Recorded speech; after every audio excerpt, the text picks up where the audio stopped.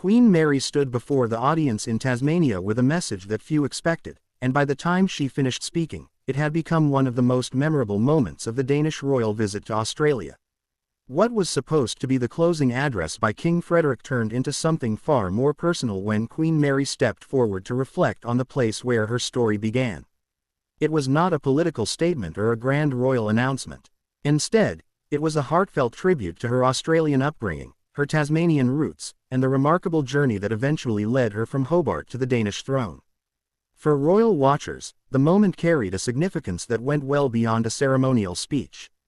This was Queen Mary's first visit to Australia since becoming Queen of Denmark, making every appearance closely watched by the public, the media, and those who have followed her extraordinary life for more than 2 decades. While state visits often focus on diplomacy, trade, and official engagements, this final event reminded everyone that behind the royal titles is a woman whose life has always connected 2 very different nations. As King Frederik and Queen Mary arrived at Government House in Hobart, there was already a sense that the visit would be emotional. Tasmania is not simply another destination on an international tour. It is Queen Mary's birthplace. It is where she spent her childhood, built lifelong memories, and developed the values she has often said shaped her outlook on life. Returning as Queen of Denmark added an entirely new layer of meaning to the occasion. Many people expected King Frederik to deliver the concluding remarks, as had reportedly been planned. Instead, Queen Mary took the podium herself. That unexpected decision immediately caught attention because it shifted the focus from the formal conclusion of a diplomatic visit to a deeply personal reflection on identity, belonging, and gratitude. Speaking with warmth, Queen Mary thanked everyone who had welcomed the royal couple throughout their Australian journey. Her words acknowledged the support she has continued to receive from Australians over many years, even after building a new life thousands of kilometers away in Denmark. Rather than distancing herself from her past, she embraced it, reminding listeners that her Australian heritage remains an important part of who she is. Perhaps the most touching moment came when she reflected on a speech she had delivered the previous evening in Melbourne. She recalled saying how privileged she felt that her roots were grounded in both Australia and Denmark. But standing in Tasmania, she expanded on that thought with an observation that resonated deeply with the audience. She explained that those roots go even deeper in Tasmania, the island where her life began. It was a simple sentence, yet it carried enormous emotional weight.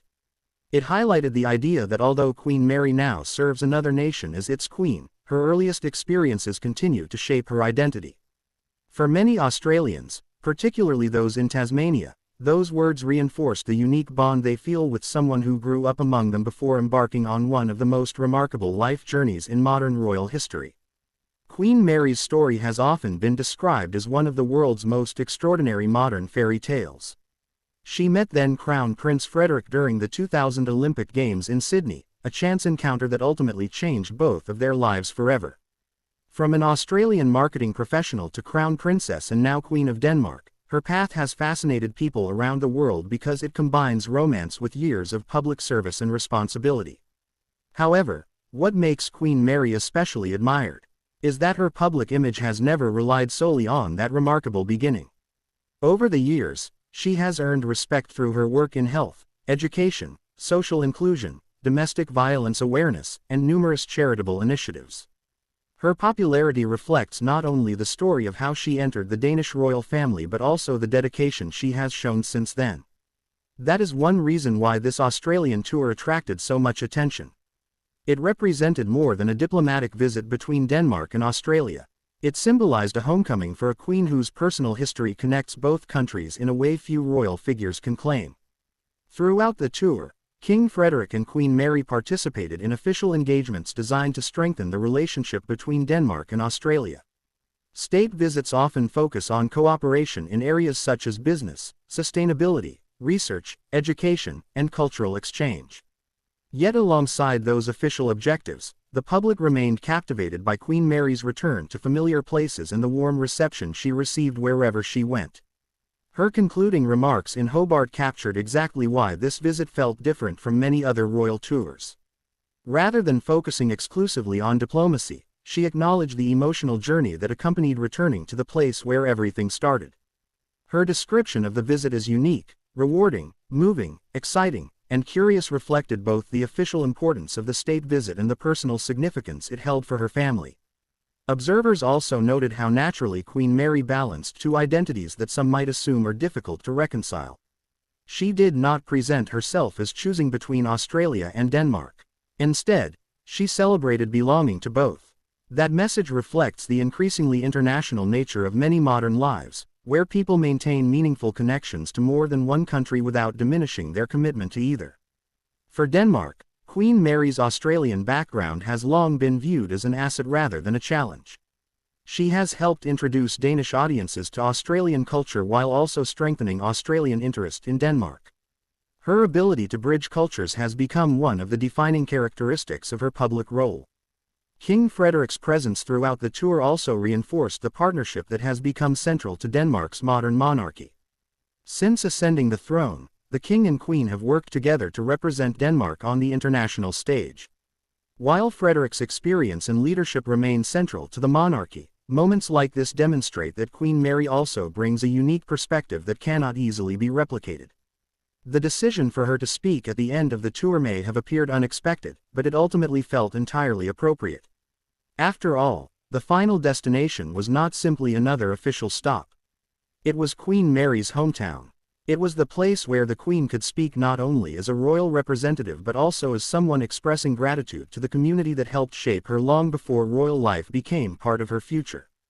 Public reaction to the speech has reflected that emotional connection. Many commentators described her remarks as genuine, heartfelt, and authentic.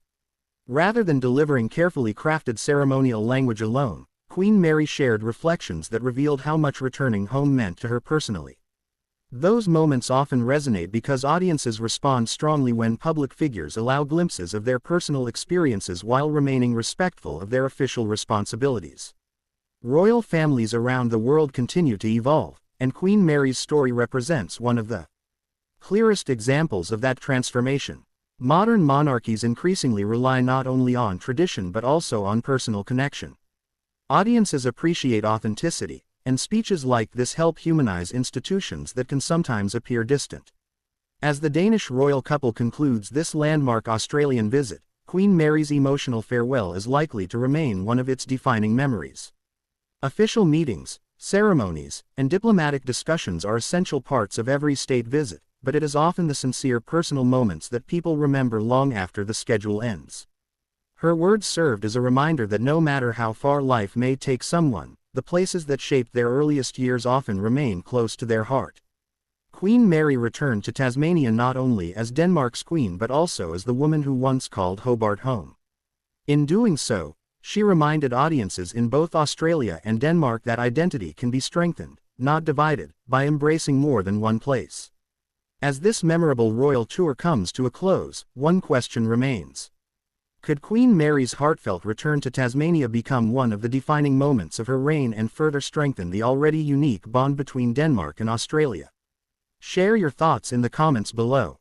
If you enjoyed this story, don't forget to like, comment, subscribe, and share so you never miss the latest updates from the world's royal families.